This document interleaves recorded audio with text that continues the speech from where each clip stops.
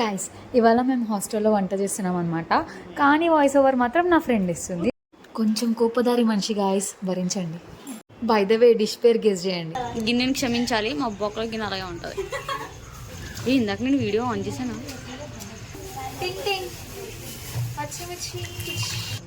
అది తీయవా? అది తెల్లది, ఆ మధ్యలోది తీయాలి. అందులో సపా గైస్ అసలు ఇలా కొయ్యద్దు, మొటిం తీయడానికి. సారీ గైస్, ఆరామ్సే చేయగానే కోసుకున్నాం. అది సర్రని వచ్చేస్తుంది. అమ్మ మంచి అవసరం వస్తుంది. ఇంకో 2 మిరపకాయలు అయితే భలే ఉంటుంది. ఇంకొక పెద్ద మాస్టర్ షెఫ్ ఫీలింగ్ ఈ పిల్లకి. ఏ చాలు గైస్, అసలు ఇలా కొయ్యండి, ఈ పిల్లకి రాదు. ఇలా కొత్తది కొట్టాలి కదా, చితక కొట్టుడు పచ్చడి. ముచ్చుకు తీయవా? నీకు 100 సార్లు చెప్పాలి తీసాను చూడు. అక్కడ కనిపించ వంకాయన మంచి కొత్త బాగుంది. అమ్మా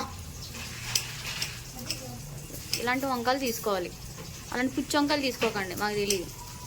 కలర్ చూడు వచ్చి పర్లేదులే, మా హాస్టల్లో గిన్నెలాగా ఉంటుంది. నెక్స్ట్ వేసి ఉల్లిపాయలు వేసి పచ్చిమిరపకాయలు వేసుకోండి, అన్నీ వేసుకోండి. ఇక నువ్వుతావేంటి, వారేసిన ఏంటి? మీరు కావాలంటే పప్పులు కూడా వేసుకోవచ్చు, మా దగ్గర కొన్ని ఉన్నాయి కాబట్టి అన్నీ వేసుకోండి. వంకాయలు వంకాయలు వేసుకొని మెరుపుకోవాలి. నాకు ఉప్పు వేయలేదే బ్రో.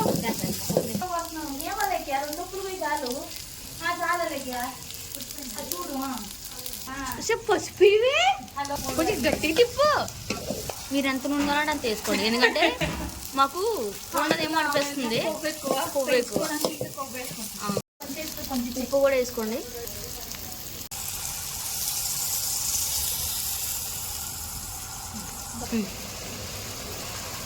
అది గాయస్ మా హాస్టల్ పంచాయతీలు ఉంటాయి అనమాట. సో పప్పు గుత్తితో రుబ్బుకొని వేడి వేడి అన్నం ఉంటే మస్తు ఉంటుంది. సో ఇది మా Tirupati friend recipe. By the వే దీని పేరు వంకాయ బజ్జీ.